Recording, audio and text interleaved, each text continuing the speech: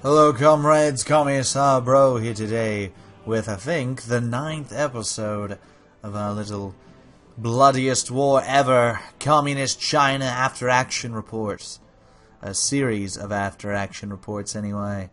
So, it's 1978, it's been a few years, and some very interesting things have been occurring. The balance of power in terms of naval superiority have changed.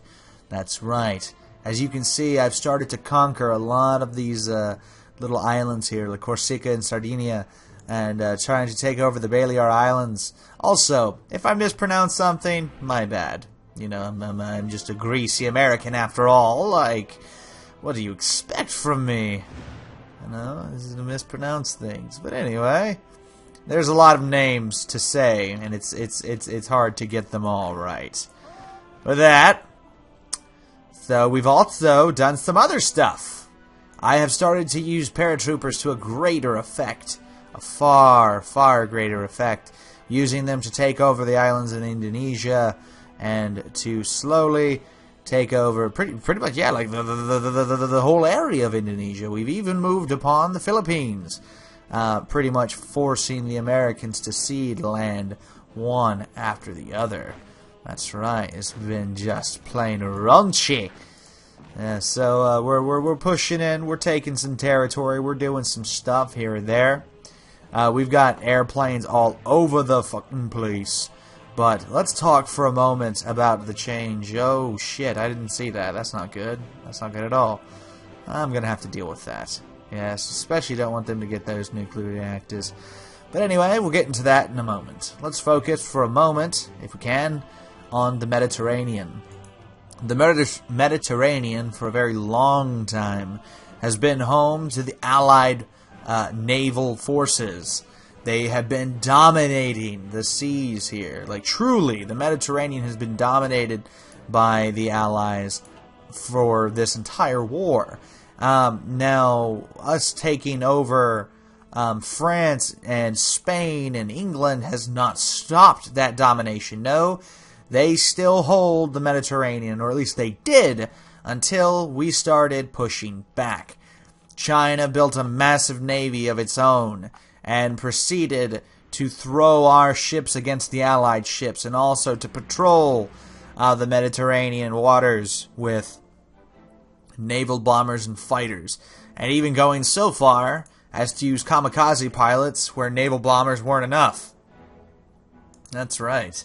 I bet that just sounds terrible. Look at this. Look, we used 2,100 fighters were lost. And it says shot down by AA, but truly it was kamikaze planes ramming and blowing up enemy ships. Right here we can see that over 101 ships were bombed in the central Mediterranean, with an additional 2 destroyed, and 25.8 buildings, and 67 buildings in all.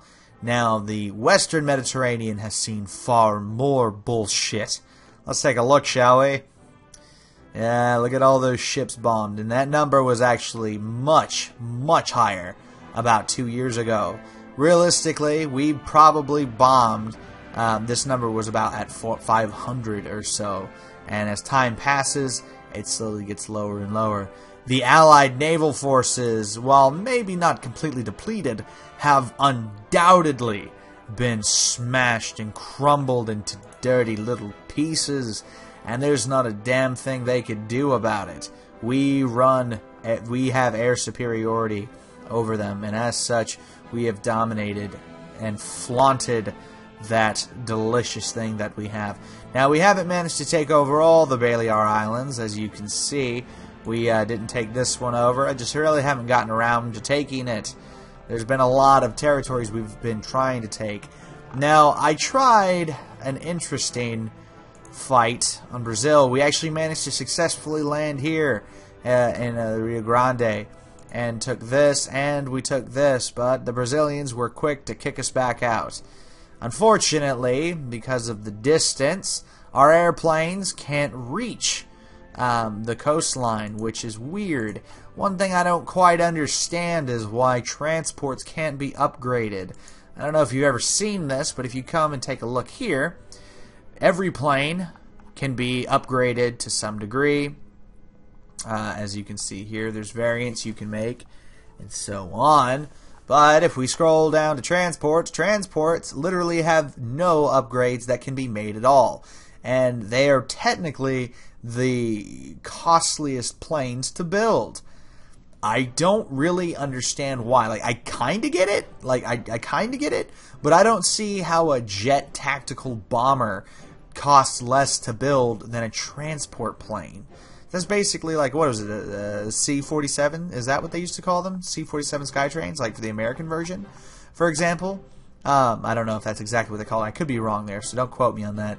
But needless to say, you can't upgrade it. You can't increase the range. You are stuck at the range that it gives you, which I think is like 1,000 kilometers in every direction. So it's not bad, but it's not perfect. For example, let's go ahead and just take a look for a moment, and we'll use Mao Zedong's troops as an example.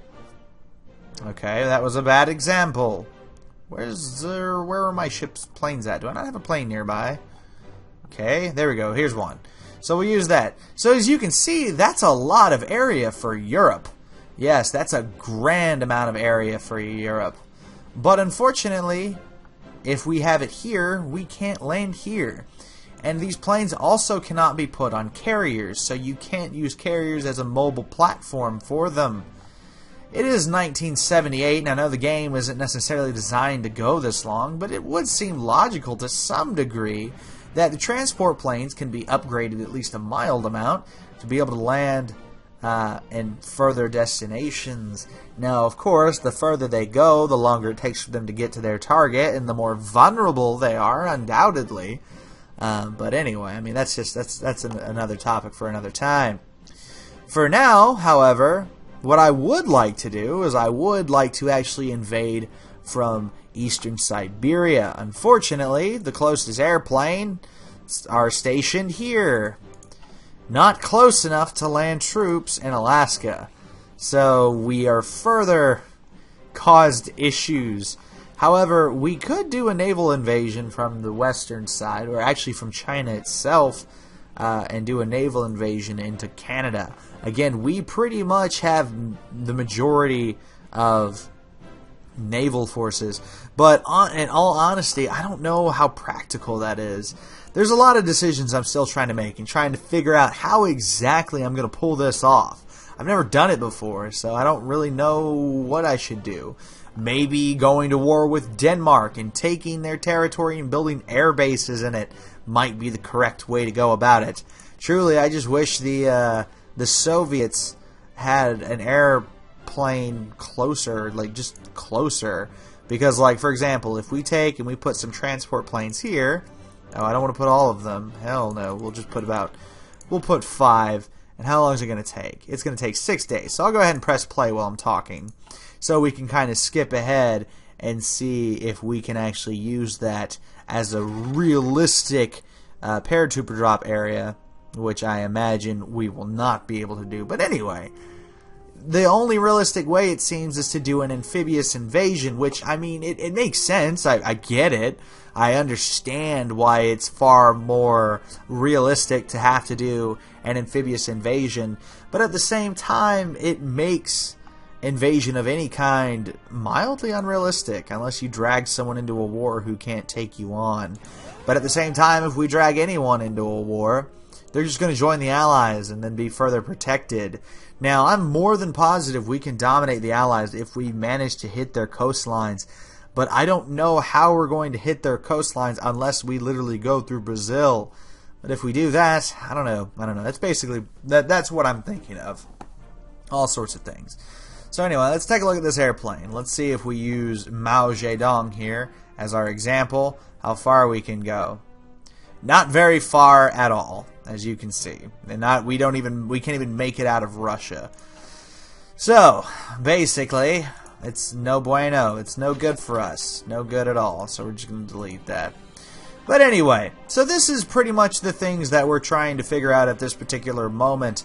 Now, of course, we're still trying to take over these particular areas here in the Pacific, trying to fight for control of these various islands in the Pacific.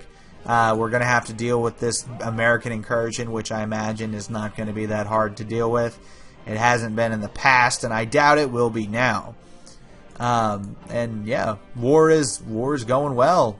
It's going really well. We're winning. We are winning this war. All we have to do is conquer the last remaining allies, and it's game over. So, now that I've gotten through that nice little windfall of stuff, the last thing I would love to mention to you guys is, as per usual, the casualties and what they are up to now. So, we're going to start with the Comintern. Iran is at 6.34 million. Mongolia is at 1.1 million. The Soviet Union is at 49.89 million. The People's Republic of China is at 30.55 million. By the way, I want to point out, you can see that we're up to 1,183 divisions. The Soviet Union is at 1,021 divisions. Anyway, the Arabian Assembly is at 280,000 casualties. Afghanistan's 1.19. Iraq is 974. Maximalist Portugal is 3.36. And the Socialist Republic of Germany is at 44,000. And now here's the people who've been really taking some casualties over the past couple of years. The United States is at 18.5. British Raj 1.74. Romania 1.07. The Union of Britain 10.26 million. The Philippines, 1.23 million. The Netherlands, 2.49 million. France, 13.26 million. Australia, 1.76 million. Belgium, 2.86 million. Guatemala, 192,000. Liberia, 127,000. Luxembourg, 103,000. South Africa, 940,000. Czechoslovakia, 643,000. Kiwi Empire, 149,000. Yugoslavia, 958,000. Canada, 1.32 million. The Second Brazilian Republic, 2.4 million. The Mexican Opposition, 4.15 million.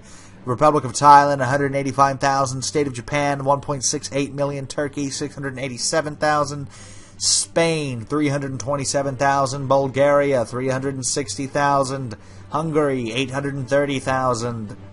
Republican Italy, 5.23 million. The Republic of Austria, 401,000. Republican Spain, 1.97 million. The German Republic, 6.16 million. The Republic of Albania, 27,000. And the monastic Tibet, 35,000. Third Gongshi Click, 3,000. And the Republic of China, 3,000. That's right. So, as you can see, America, especially the United States, has started to take far more casualties, as they are pretty much fighting the brunt of the war by themselves. And there's no doubt in my mind, this war is over.